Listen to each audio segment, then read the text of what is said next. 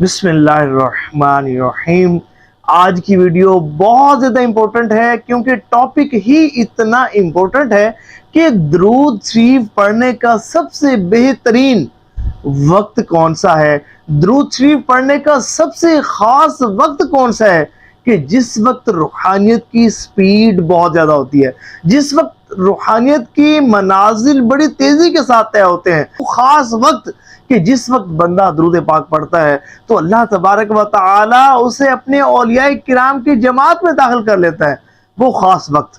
کون سا ہے؟ اور بالخصوص آج کی ویڈیو ان لوگوں کے لیے جو کہتے ہیں نا کہ ہم ایک عرصے سے درود پاک پڑھ رہے ہیں لیکن ہمیں فوائد حاصل نہیں ہوئے۔ تو بعض اوقات کچھ لوگ ہوتے ہیں جو ناشکری کرنا نا ان کی سمجھے کہ طبیعت میں ہوتا ہے۔ اصل میں بات یہ ہوتی ہے کہ ان کے گناہوں کی نحوست کے سبب بہت ساری چیزوں سے ان کو محروم رکھا جاتا ہے، اگرچہ درود پاک پڑھنے کی ان کو برکات مل رہی ہوتی ہیں، فضائل و برکات مل رہے ہوتے ہیں، لیکن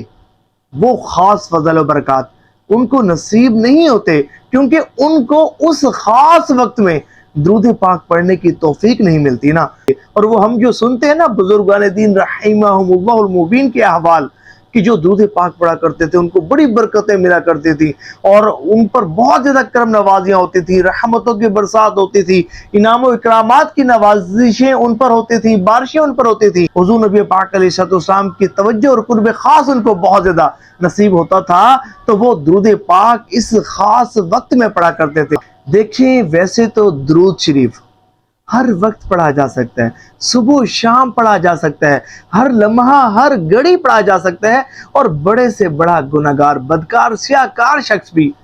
کسی بھی وقت اگر درود پاک پڑھتا ہے نا تو اللہ تبارک و تعالی اس کے درود پاک کو قبولیت سے مشرف فرماتا ہے۔ لیکن وہ فرماتے ہیں نا کہ ہر کام کا ایک وقت ہوتا ہے، تو اسی طرح درود پاک پڑھنے کا بھی ایک خاص الخاص وقت ہوتا ہے کہ جس وقت درود پاک پڑھنے سے روحانیت کو عروج ملتا ہے، روحانیت بڑی تیزی سے ترقی کرتی ہے، روحانیت کو بہت زیادہ بوسٹ ملتا ہے، روحانی سفر بڑی تیزی کے ساتھ طے ہوتا ہے۔ جس وقت رجوع اللہ بہت زیادہ ہوتا ہے وہ وقت رات کا وقت ہے، تنہائی کا وقت ہے، تہجد کا وقت ہے، وہ وقت کہ جس وقت اللہ تبارک و تعالی اپنی شان کے مطابق آسمان دنیا پر نزول فرماتا ہے اور فرماتا ہے من یدعونی فاستجب لہ، ہے کوئی مجھ سے دعا کرنے والا کہ اس کی دعا کو قبول کروں، من یسألونی فاعطیہ، ہے کوئی مجھ سے سوال کرنے والا کہ اس کے سوال پر اسے عطا کر دوں، ہے کوئی مجھ سے بخشش مانگنے والا کہ اس کو بخش دوں، ہے کوئی ایسا کہ جو رزق کا طلبگار ہے اس کے رزق کو بڑھا دوں، ہے کوئی ایسا، ہے کوئی ایسا، ہے کوئی ایسا۔ نصف شب سے صبح تک اللہ کی رحمتیں صدائیں دے رہی ہوتی ہیں، وہ وقت کہ جس وقت مانگنے والا محروم نہیں ہوتا۔ حدیث طیبہ کا خلاصہ ہے کہ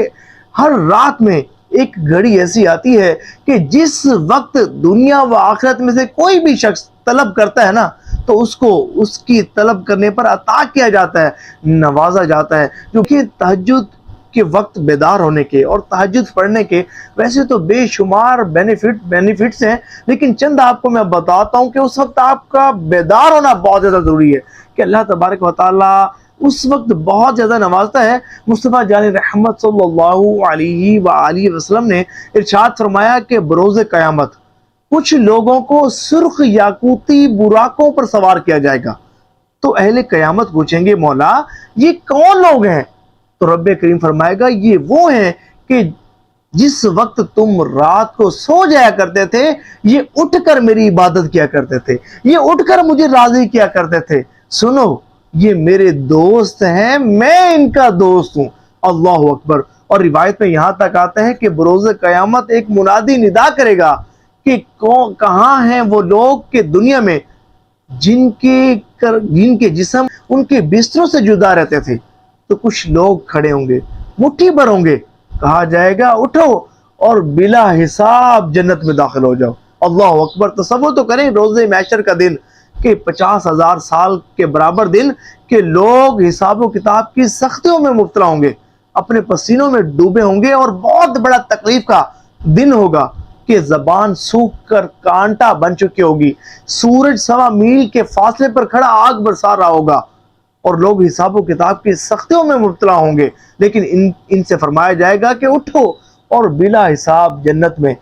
داخل ہو جاؤ۔ اللہ تعالیٰ ہم سب کو بھی تہجد پڑھنے کی توفیق عطا فرمائے ہے۔ تو وہ خاص وقت کہ جس وقت درود پاک پڑھنے والا بہت زیادہ نوازا جاتا ہے، بہت زیادہ نوازا جاتا ہے، اور سمجھے کہ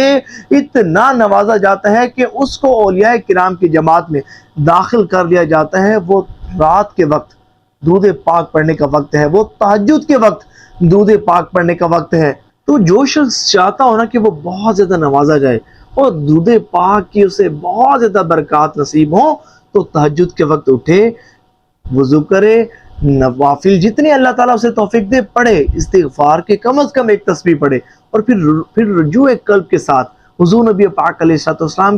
کا تصور ذہن میں رکھتے ہوئے، حضور نبی پاک علیہ السلام کو اپنے سامنے تصور کرتے ہوئے، حضور نبی پاک علیہ السلام کی محبت میں ڈوب کر توجہ کے ساتھ درود پاک پڑھے، کیونکہ یہ وہ وقت ہوتا ہے کہ جس وقت ریاکاری نہیں ہوتی، وہ وقت کہ جس وقت کوئی انٹرپشن نہیں ہوتی، کوئی ڈسٹربنس نہیں ہوتی، وہ وقت کہ جس وقت بہت زیادہ خشوع و خضوع حاصل ہوتا ہے۔ وہ جب بندہ، وہ خاص وقت کہ جب اس وقت درود پاک پڑھتا ہے تو درود پاک پڑھنے کا مزہ ہی کچھ اور آتا ہے۔ اس وقت آپ نے درود پاک پڑھنا ہے، روزانہ کا یہ معمول بنا لیں۔ اللہ تبارک و تعالیٰ آپ کو اتنا نوازے گا کہ جس کا آپ تصور بھی نہیں کر سکتے۔ ثواب کی نیت سے اس ویڈیو کو شیئر ضرور کیجیے گا۔